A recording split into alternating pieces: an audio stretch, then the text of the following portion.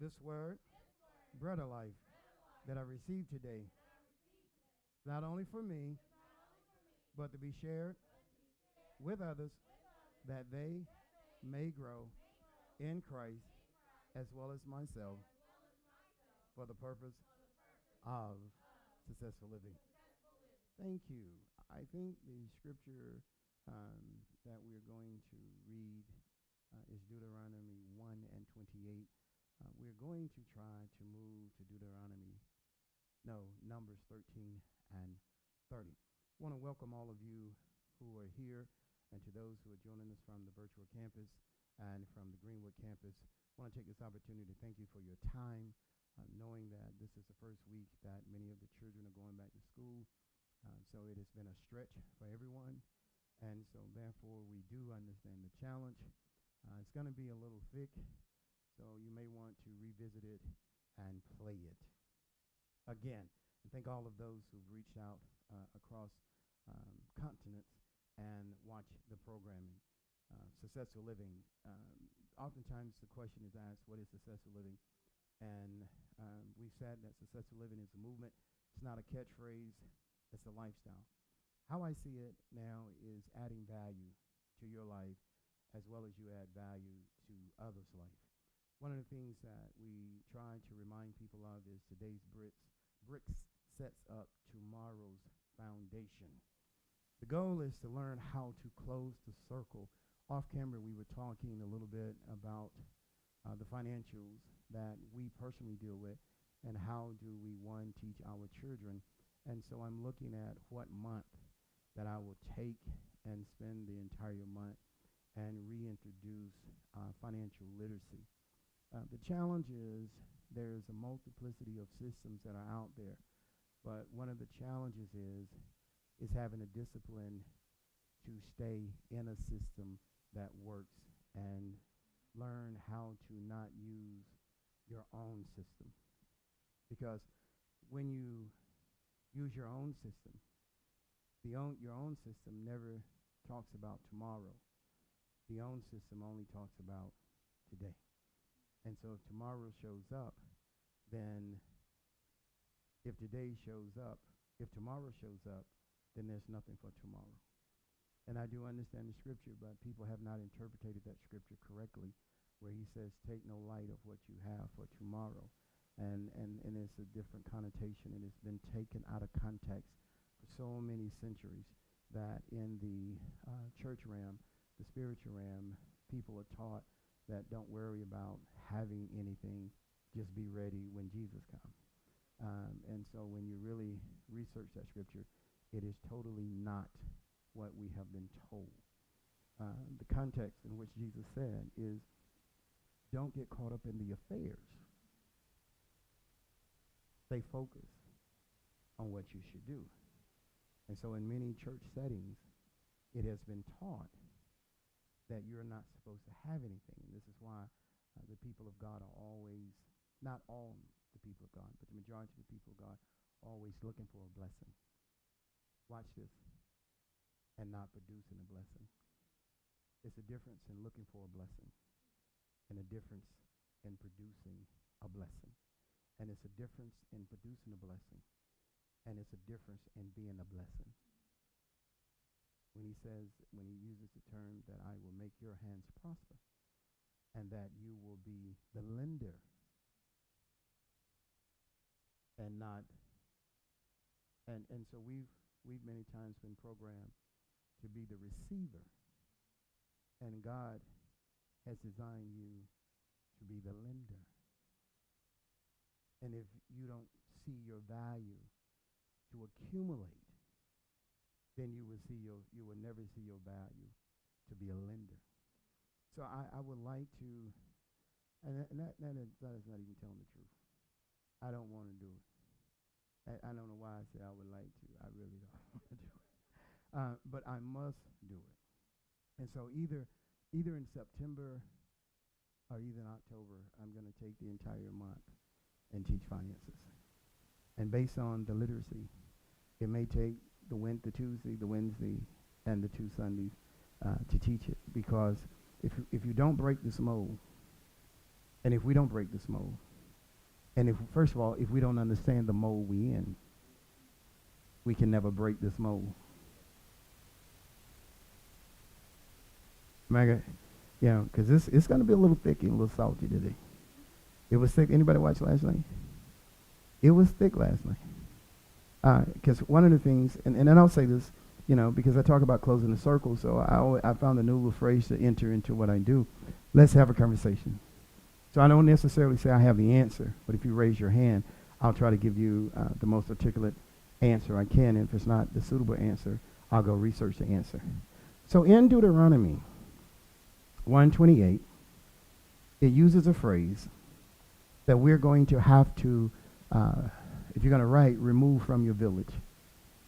All right? Remember we talked about disappointment and discouragement. What is disappointment? Okay, we ain't there yet. What is disappointment? You cannot control disappointments. Disappointments are going to happen. How old are you, sweetie? 10. She's 10. How old are you, darling? 12. 10 and 12, as parents, we try to protect them from not making the team. We try to protect them from failure. Disappointment is so critical because disappointment is a stabilizer to your temperament. If you don't know how to handle disappointments, you will never know how to handle success. And so many people are not living in the reality because they don't want to be disappointed, so they create this hallucination. Does this make sense? And so then, no matter what happens, it don't bother me, it don't bother me, it's okay, it's okay. No, it does bother you. It is a problem. The challenge is, now, and I want you to write this, the challenge is you don't know how to address it.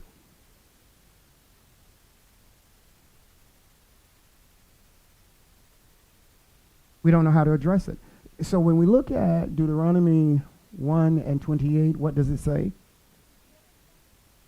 Okay, now, the first of all, and I want you to write this, but it may take a moment for you to understand this, is that you're out of order with the will of God.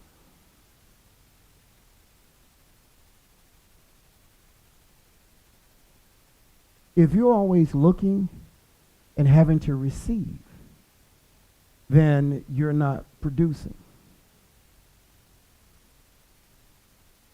And the gifts and talents that God has given you, you haven't been patient with them for them to mature. You've quit on your gifts too early because of your emotions. Because here's what happens. Excuses never addresses the problematic issue. Deuteronomy 1:28 says, now we confused. Is God the author of confusion? So then why are you even in confusion? Why are you even listening to confusion? Have you checked the resources of the confused? Many people who bring problems are problematic people. The streets would call them drama queens and kings. They have a history. See, if you go back and you really break down this text, and you go back up and it says we saw ourselves and we knew who they were, you know who the drama people are. What God looks at you, or why are you still in hearing distance of people who cannot help you produce? Why are you even standing around? Because the longer you stand around, the greater opportunity they have to confuse you. And if they can confuse you, you said it, now they control you. And chaos becomes your norm. Okay? Come on, let's read. Uh-huh. Our who? People we know. People we know. Ain't nobody want to say that. People that, and most of the people that create the most drama are the people you can't get rid of. They family people. They in-laws, they relatives. You know, you can lead the devil at work, but it's hard to deal with the devil at the house. It's hard to deal with the devil that's in the family, because it seems like they always want to come over. Okay, this come on, be by myself for a minute. Okay, come on, let's read. So these are people we know. So the question becomes, who's in your circle? And now, well, hold on, let's do this. Let's look at this. God told you to trust what he said, immediately go up and possess the land. And guess what you do? You trust your brother. Can I make it plain? You trust the one as blind as you. You trust the one that is just as afraid as you. This is why I have a problem with titles sometimes. Just because a person has a title doesn't mean that they have knowledge. And it doesn't mean that they can do the job. Okay? All right. So come on, let's read. So now you know they run their mouth. And they've said things to other people and had other conversations before they've had a conversation with you. So what you're getting oftentimes is a mixed report from a mixed up person that has already been discussed multiple times. So now you don't know if you're getting the third, the fifth, or the 12th version of the story. And now when the truth comes along, you're so indetonated and in the bed with the confusion that the truth can be standing right in front of you, and you continue to ignore it because it doesn't fit in the midst of your confusion. Does this make sense? Okay, come on. First of all, it always belittles you. It doesn't tell you what you can do. Confusion tells you what you can't do. This is when you know it's confusion. Confusion doesn't build your strength. Confusion plays on your weaknesses. And any time that it can play on your weakness, now it can play in your emotions. So now just pause right quick and let's read what temperament is, because we said we were going to have that conversation. And it talks about as a baby. Anybody have their notes from Sunday? You have it? Come on, read. Is your baby's behavior style, come on.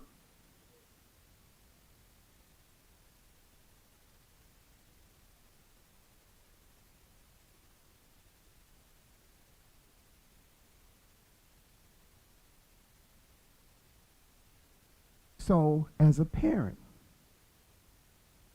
and this was on down in the lesson, but I'm going to go ahead and give you this. As a parent, or as a grandparent, as an aunt, or an uncle, if you always deal with things through your emotions and your feelings and your reactions, I'm going to ask you a question. Then what is there for your children to pull from? Can I say something? Some people, some children, have never seen their parents' intelligence. They've never seen your intellect. So look up intellect and look up intelligence. All they've seen is your reaction to chaos. So what do you think the message is to the children? That your whole world is centered around chaos and emotions. Think about it. Because I'm going to say this again.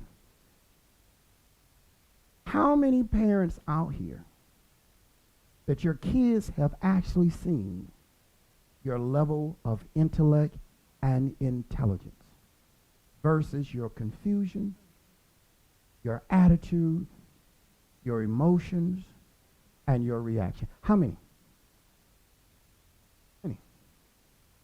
How many times have you sat down? And this is when the text, if you really wanted to break it down, when the text talk about train a child,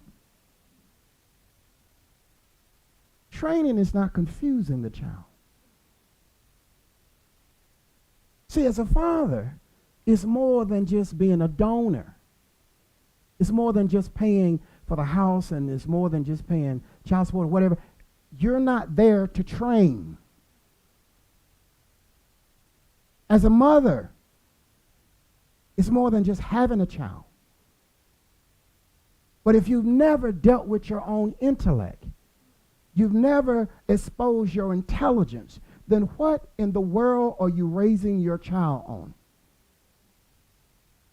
Because when I studied it this time, now I understand why God sent me back. If you don't change the culture, then you're repeating the same offense. So intellect.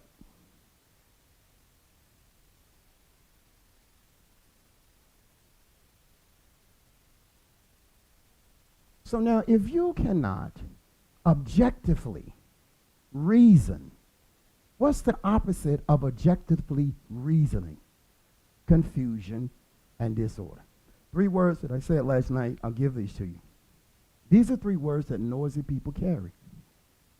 Destruction, dysfunction, and disarray.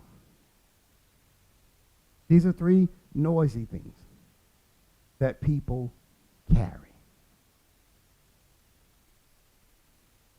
Intelligent people carry intellect, which has the ability to reason what?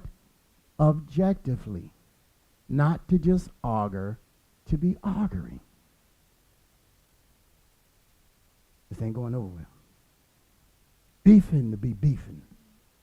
Mad to be mad. Because all you know is confusion. Intelligence. This is a dry piece of bread. We might have to have some music with it. We kind of like, kind of make that. You talking about me? You talking about me? I'm thinking about to take this personal. About to be. Okay, I just want to do something up here. Intelligence. Come on, God, I'm serious. This is what God gave me. Come on. The ability to do what?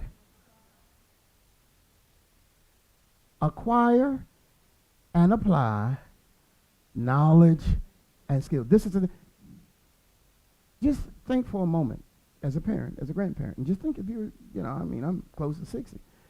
I don't know how many times I saw my parents deal with their intellect and intelligence unless there was an issue. I want to know, why is it that it's always never invited or the last thing to be brought to a situation?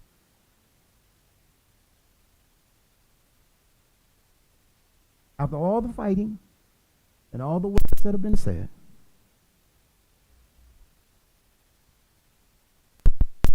is this ain't going over so well, is it? It's a quiet piece of bread. Okay.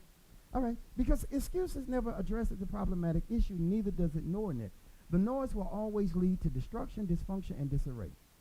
The time has come to gain knowledge and respect for understanding. Here is what they didn't do. They waited 647 years, 7 generations to still fail like the first generation. I'm going to ask you in closing the circle, do you really want your sons and daughters and nieces and nephews to deal with the mess that you've had to dealt with for the last 15, 20 years? Then you got to look at how you're going to break the cycle.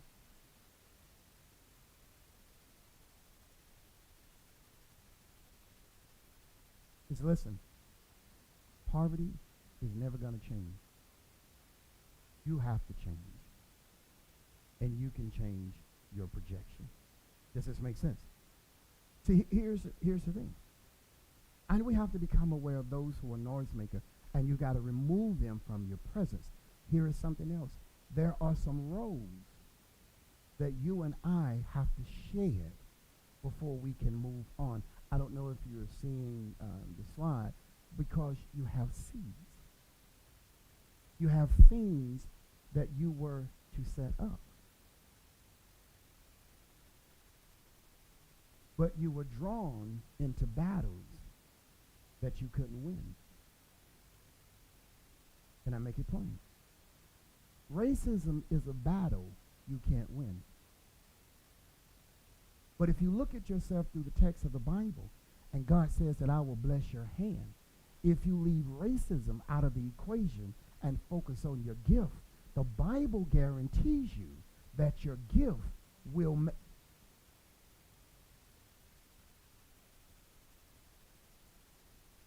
Are you trying to get even?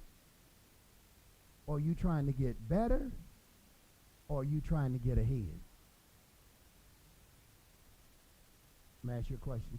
If somebody's behind you, the best way to keep them from catching you is throw trash in the middle.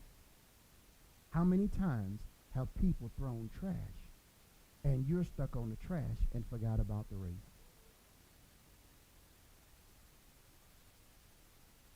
How many times? And so as your season comes around, that you should be inspecting your fruit.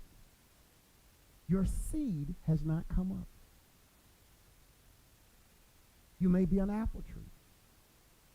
Brainiacs had a problem with me Sunday. See, they tender. You see how tender they are? They had a problem with me Sunday, and then they had to come back and apologize because it takes 10 years. You say you're 10 years old? I'm going to show you how to do something. I don't know how many sisters and brothers you have, and I don't want to take nobody off. But I can teach you how that by the time you're 20, you won't have to ask nobody for a dime. Because, see, the people you're around, they looking for money. I can teach you how to make money work for you.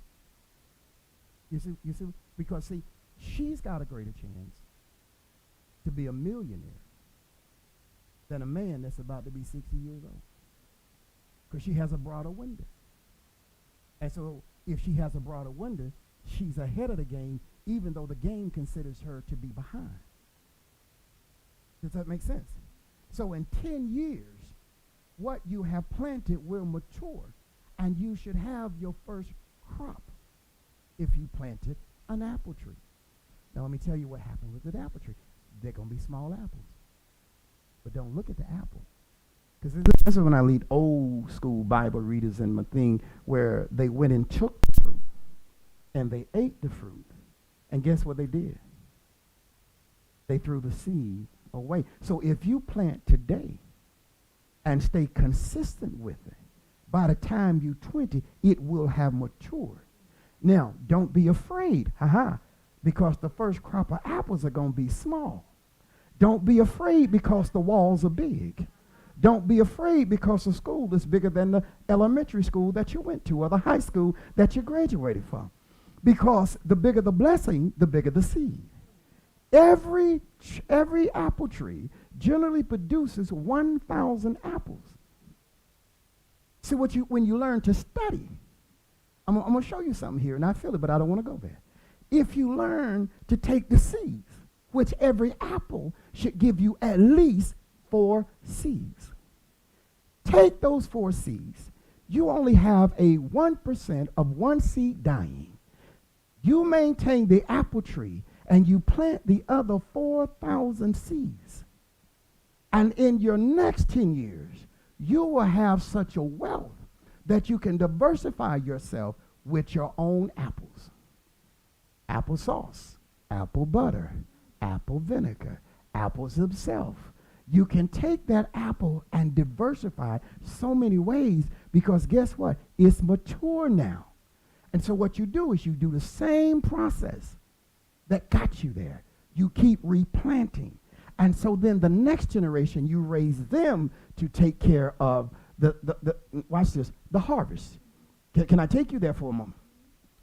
You can't have a harvest if you don't have a seed. You can't have a seed if you don't have a worker. Here's the catch. If the worker works the seed, then the worker gets the harvest.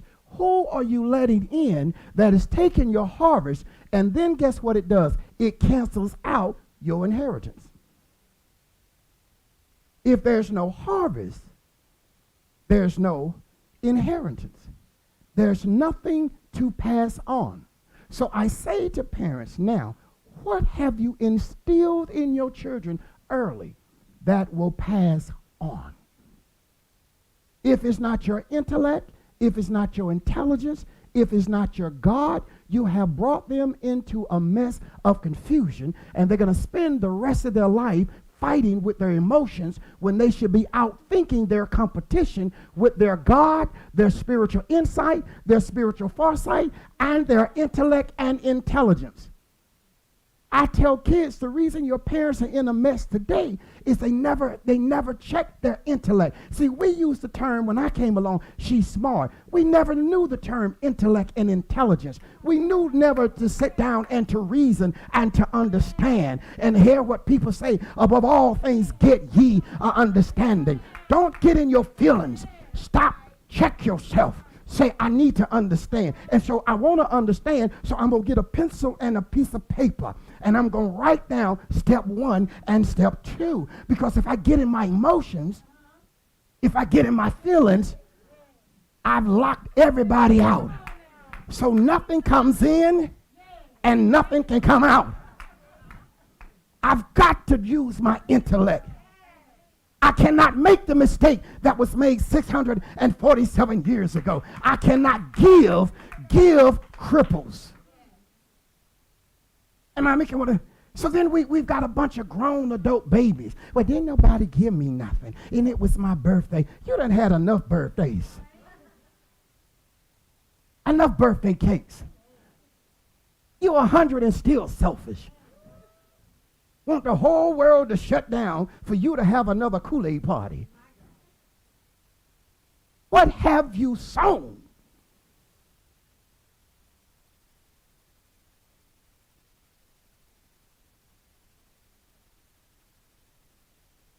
What have you sown? What land have you purchased? If you don't plant nothing on it, can't nothing come up. Now you're a buyer. When your daddy said you're a producer. So if you got to buy all the time, you're not going to have any money to invest to produce. Well, I wish I could help somebody. So you don't have it, so you just get enough to struggle and survive. And your daddy said that I wish you would be in good health and prosper as well as yours. So, but you don't think prosperity, you think getting even. So as a parent, we have to change the dynamics of what we expect from our children. We shouldn't worry about the texture of their skin, the color of their hair. We shouldn't worry about the shape of their poker tooth. We should build that intelligence and intellect so when they go out, they can compete. They don't look at somebody say, oh, look at them. They look at somebody and say, good morning, how are you? Oh, they speak. You're not intimidated by them. You're not intimidated by him. You ever look at them in the eye? How are you today? Doing well. How did you get here? Where are you going? Where are you going?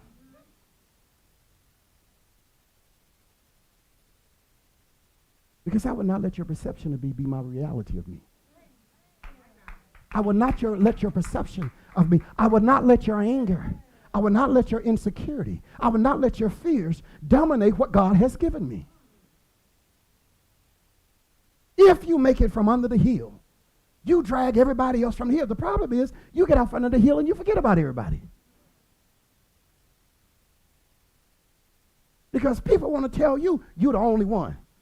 Listen. God's best man that wrote the foundation of the Bible was a murderer.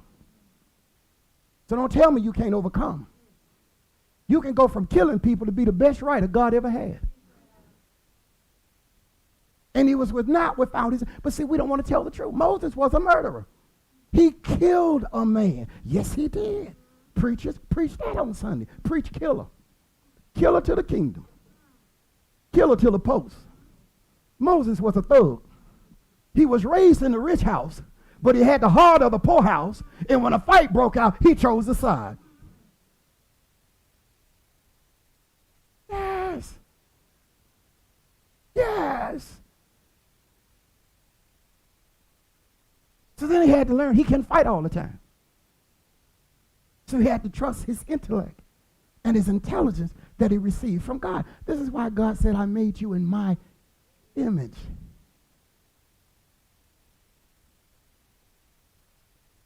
You haven't seen God trying to kill Satan. He knows Satan out there. He just let him running around because he's the least of his worries. You see Satan and can't see nothing above but him. There go the devil. There go the devil. Oh, he's going to be trouble now. You need to know the devil is nothing but the devil, and the devil is not going to change. You can't change the devil. When the Lord saw, he said, where you going? You know what I'm doing, player. I'm going to see who's seeking, then to see I can deceive and defile and create confusion among the brethren. You know what I do? God knows Satan ain't nothing new. Why it's always a surprise to you?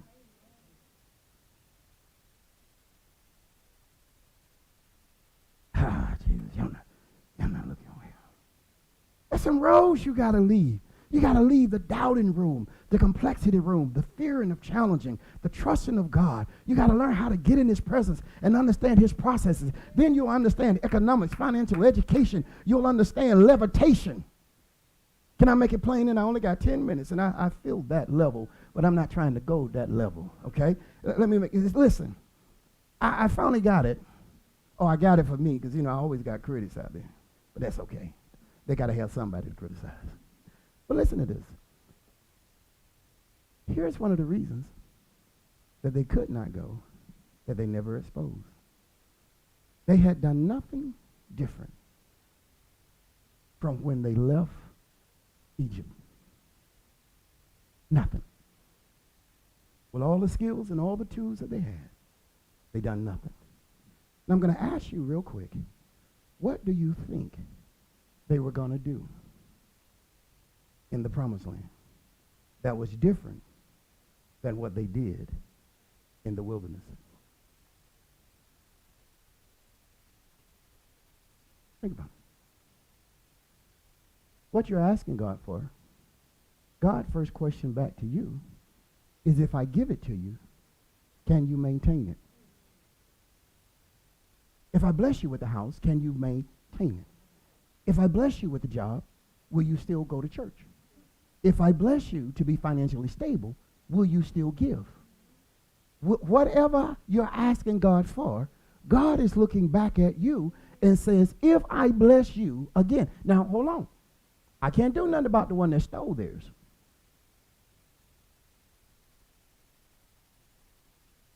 I'm talking about you. Can I make it plain? The one that stole theirs, they have no peace.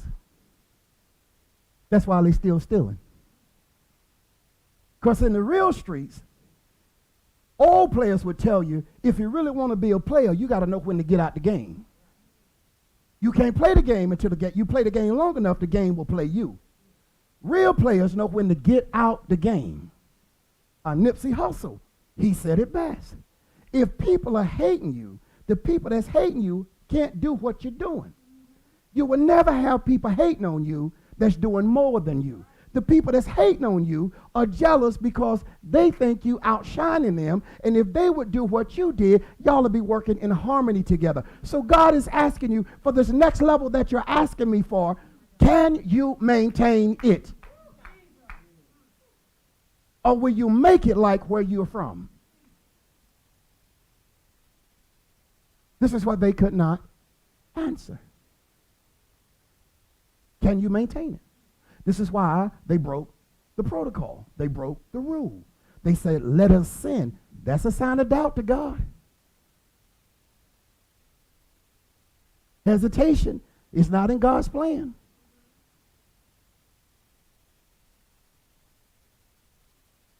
He said, go up. He didn't say, think about it. He said, when you get there, go. This is why Caleb said, well able. I'm going to ask you a question. If you can't maintain it, then you can't advance it. Now, can I give you truth? For 647 years, it was prophesied to Moses. Prophesied to Abram. And God told him then, it's flowing with milk and honey. Okay? When they got there and spied it out 646 years later, guess what it was still doing? Flowing with milk and honey. Guess what it's going to do when you get there?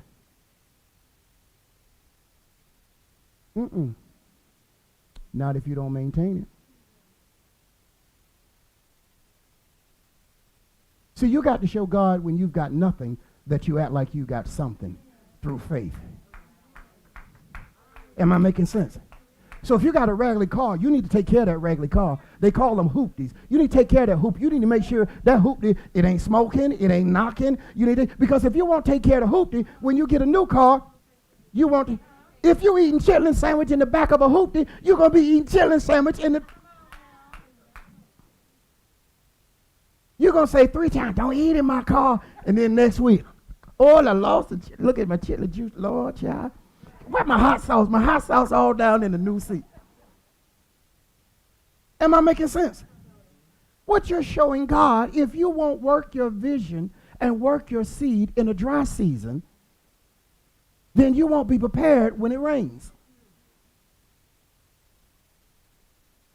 Because God wanted them to show them. He said, now, I told you 646 years ago, it was flowing with milk and honey. You got there. You sent 12 people, 10 came back stupid, 2 came back with the sense and said, they all said, it's flowing with milk and honey. If it's flowing with milk and honey, and it's had milk and honey for 647 years, that means somebody's been maintaining it. And you've been sitting out here in the bushes, in a hut, and never built a house with all the tools in your pocket. So what you think's going to happen if you go over there and you don't have any preliminary work to show God that you can work by faith and not by sight?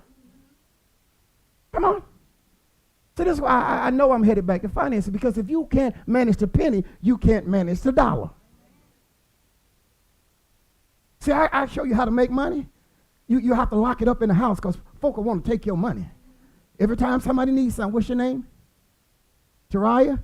They're going to say, no, baby girl, baby girl. Because when your coins turn into dollars, folk going to have a problem with you. See, the problem is you won't trust the process, neither will you set the pattern. Because if it's flowing with milk and honey, it wasn't so much God as the people that was there knew what they had, but they didn't want to serve God. This is why the Bible says the wealth of the wicked is laid up for the righteous, but the righteous don't know how to go get the wealth. We just get there and eat up all the food. Won't remodel houses, won't put roofs on them. Because this is what I wrote. Because those who had it before us didn't have plans. I told you 2020 is redemption. Either somebody going to lose it or somebody going to gain it. It's still flowing with milk and honey, but what position are you putting yourself in to show God that if you bless me this time, I'm not going to turn my back on you like I did the last time. In fact, God, I'm going to show you now that I'm going to pray in advance. So then when my blessings come, not blessing come, blessings come, there ain't nothing changing between me and God. Oh, Lord have mercy. So when somebody's calling me and texting me and trying to holler, if you ain't hollering at my God, you ain't hollering at me. And if God blesses me with a mansion, then I'm going to bless God and let God know I know where my blessing came from. I'm not concerned about how the 10 neighbors I have got theirs. I got mine because of my faithfulness and my behavior before my God. So now God will bless me abundantly. See, if you don't have, real quick, the level of abundance, see, this is why I'm trying to teach people, you got to get out of the thing of struggle, because you cannot build wealth if you are stuck in survival mode. Who has the definition of abundance? Okay, what do you got? Oh, no. See, you only praying for enough to get by. You ain't asking God for enough to plan. I wish I could help somebody. Because some Bible says, not the Bible, but a theory is, if I give you a fish, you can eat today. But if I teach you, and there's some life lessons that God has been trying to teach you, but you don't want to learn because you're so programmed to have your hand out for the fish sandwich. And God is saying, I'm trying to teach you how to fish. And I'm trying to teach you that you're going to need multiple streams of income so you can have multiple opportunities. You'll have multiple trouble, but you got multiple blessings. Oh, I wish I could help somebody. So some of us are stuck on being too single-minded with God. Just, Lord, just let me have enough so I can live. What does it say? Abundance and extreme. Over sufficient. What quantity or supply?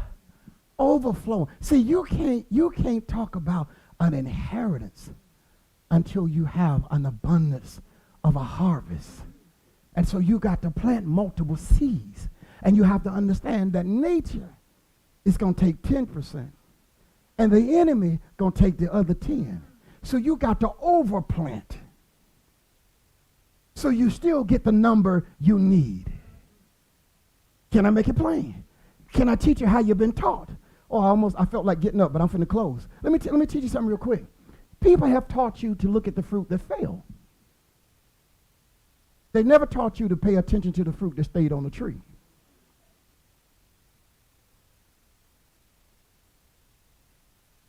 So you quit investing because you saw fruit fall to the ground. But the fruit wasn't even ripe yet. But just because you saw it fall. This is when your intellect and intelligence need to kick in. Because the theory is in business or in investing, you hadn't lost anything unless it's a day you plan to withdraw it. Excuse me? It's what now? It's in business. See, this is why I call a brainiac. It's in business too, because you're going to lose some customers. But you focus on what you lost, you need to focus on how you can expand. Because any tree that expands shed leaves. Oh, y'all ain't hearing that. And the leaves you shed become experiences, and they become fertilizer. You worried about what fell and not focus on what can grow.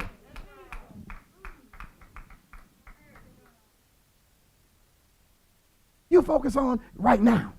You want to impress everybody right now. You don't need a right now moment. You need a distant moment. You need to tell God, I need to learn how to pray in abundance. And then what God's going to check you with is he's going to bless you and see what you do with it. You're going to give it to your family, or you're going to help somebody at a shelter. You're going to help the wounded warriors. You're going to help the wounded soldiers. What you going to do? You're going to put it all in your pocket. What are you going to do? You're above the women's shelter now. You're above the men's shelter now. God wants to see what's in your heart. I cannot help those that stole theirs. I can only help those that want to earn theirs. So if you feel like you've been sitting outside by the wilderness tree, I'm telling you it's time to get busy. There's something you need to figure out between now and the end of September that you need to do differently with your finances. You don't need me to tell you. You need to learn that on your own and then become disciplined to it. Because if you take it off the top, you won't have to worry about it on the bottom. The problem is you keep trying to take everything out the bottom. Because if you take it from the bottom, you're going to miss it. If you take it from the top, you never had it. But like I say, I don't want to teach finances. But I feel like the Lord is making me go back there, and I ain't wanting to go. I just like the grasshopper. I'm like, Jesus, I'm so tired of the grasshopper, Jesus. They're going to call me the grasshopper teacher. Oh, I'm so tired of stuck and struggle. So here's what I wrote, and I'm going to let you go. Because of the 647 years of flowing in milk and honey, here's the thing. God is looking at you to say, if I bless you again, will you maintain it, and can you advance it? Because throughout the time in the wilderness, they didn't do anything different from the day that they left Egypt. All they received were blessings and miracles. And our churches today, many of them, not all of them, are teaching us to look for blessings and miracles. And I'm telling you, I'd rather plant than look for a miracle. Ask me why. And I believe in miracles. Miracles can't be repeated. Look in the Bible and see how many times they got manna from heaven. And when they wouldn't respect the manna and the process of how they were supposed to go out and get it, God dried it up. If I plant and I sow and be obedient over the seed, the earth is commanded by God to produce what I planted. If I take that same perspective in my life, in my personal life, and I plant in myself, I quit trying to be this and that to everybody else. And I plant in myself. If I shut up and quit being a nosy person and a bossy person and plant in myself, if I plant and sharpen my intellect and sharpen my intelligence and sharpen my spiritual growth, then when God blesses me, I don't owe nobody. I don't have nobody whispering, come here, man, come here. You know, we gave you this, we did this for you. I don't have nobody calling me in the dog. Because my daddy and I sold in the present. See, you're so more worried about your past, you can't sow in your present because you ain't willing to adjust. You got to be able to adjust to be able to expand. If you can't adjust, you can't expand. And you got to look at the people that you've been hanging with. If they hadn't gotten you anywhere now, they can't get you nowhere later. So I wonder why you keep listening to them. Does this make sense? And I'll say this as I close. Many times our children have never seen our intellect. I said that earlier. Or our intelligence. All they've seen is our emotions. So then I ask you the question, how will they deal with their challenges in their 20s and 30s based on how you dealt with yours? Through race, through poverty, through struggle, through denial, and being stuck. Yes. Your blessing is bigger than race. Your blessing is bigger than you. God didn't birth you to be a fool. Being a fool is a choice. God didn't birth you. It doesn't matter who your parents are, who they were not. God put something in you, you won't spend the time with God to get it out of you. And you can't live like other people until you do what other people do. Les Brown said, you won't have what other people have. Do now what people won't do, and you'll have later what people can't give. And let me help you out. Now I'm going to close with this. This came to me, and I'm going to try to get it right. Sometimes people hate you where you are. But they had nothing to do with you getting there. Can I make it real plain? Then they have nothing to offer you going forward. Some people think you got money. They don't know what it took to get that money. So then they don't know how to help you make money. So why are you talking to them? I only want to talk to people that can make me better than what I am.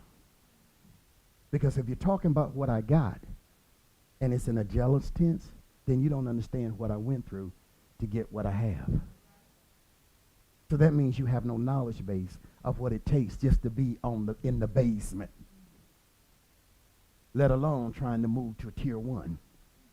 So that means it tells me intellectually that you have no knowledge of how to get me where I need to go. So I need to have limited conversations with you. That's not personal. That's my future. And I refuse to allow you to affect my future because you mad at what I got, and I'm trying to figure out how to expand what I have. So we're not on the same. So why am I talking to you and with you when you don't even know the process of how to get to here? Because you think I got here, oh, you got money. No. You're not my friend. Can I make it plain?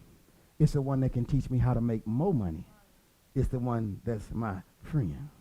Because if you're talking about what I have, that means there's a tint of jealousy. And so you really going to be mad when I get to abundance. This is how you need to think. This is how you need to think. Because everybody happy when you don't have nothing. you must have had a flashback. I mean, everybody happy when you don't have nothing. Oh, you ain't got nothing. Stuck like me. Y'all must be thinking of, hey, she ain't got nothing. Yeah, still like me. Quit school like I quit school. We good. We like that. We like that. Well, let's start the separation. Because if I teach this again, now I'll be very honest, the reason I quit teaching this is that those that I was really trying to teach, and those, I'm not going to say I wasn't trying to share with, but those that you wouldn't expect to pay any attention, when people come back to you and say, man, look here, we had a conversation. And I'm like, what you talking about? You know, like, Reggie, we had a conversation. Let me get the voice. Reggie, we had a conversation, Reggie. You know we had a conversation? No, I don't. You know, we had a conversation about 2 years ago. I said, okay. Well, we have a conversation. You know, you wrote that book. Yeah, that book. Yeah. I didn't buy the book, but, you know, just a conversation that we had. I said, what were we talking about? You told me to have your own business. You're not taking anything for your future. So every day you're working for the day. You're not working for tomorrow. And you told me about your family. Your wife didn't work, and that's your custom and your belief. I have no problem with that. I said, but you make enough to do something. In 18 months, he saved $15,000 through the little app called Acorn. So now I'm going to have to go get him and make him do a testimony and say, because we had a 7-minute conversation, he went online and did the Acorn app and started putting up, I don't know if he said 150 a week or whatever, he just started putting it up. And in 18 months, he had $15,000. I know there's an app called Robinhood, but he said, because of the principle you taught me. And that principle was, you got to think about the future of your business, the future of yourself, and the future of your family. And if there's no future for your business, there's no future for you. If there's no future for you, there's no future for your family. So you have to invest in something, and you have to save. And another person came to me and said, man, you know, in 2 years, I saved $12,000. And then when I come back to people that I tried to teach to and tried to teach to free, yo, man, I'm telling him all the time, man. You know, your book, I read your book, man. You ain't doing win, man.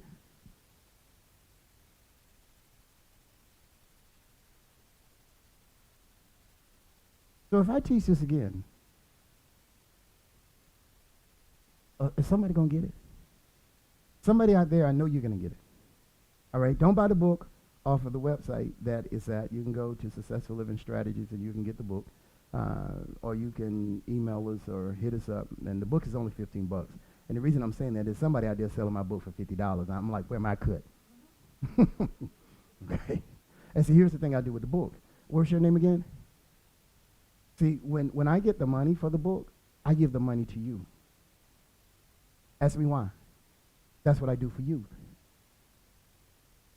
Yeah, because I'm old enough to work for mine. I'm trying to teach you how to be smart enough to invest in yourself so when you can work, you will already have the behavior that they didn't have sitting outside the promised land. that you will work and you'll have something to work with. So when I get money, I give it to the Young Money Club, and I disperse it out between them. So if it's $100 that I make, I say, however many kids we got in it, split it up and give it to them, because I want you to know that you should be comfortable with money. And money should work for you, and you shouldn't just spend money. And you should be comfortable having money and big numbers of money, and it don't change your personality. You see what I'm saying? That's why I give it to you, because I give it to some of y'all. Y'all be at the Liquor House cookout fish fry. Hollering about, give me a number 9. And this time, don't water down my gin. Okay? All right. God bless you. I will see you all. I'm serious. You know, that's what we do.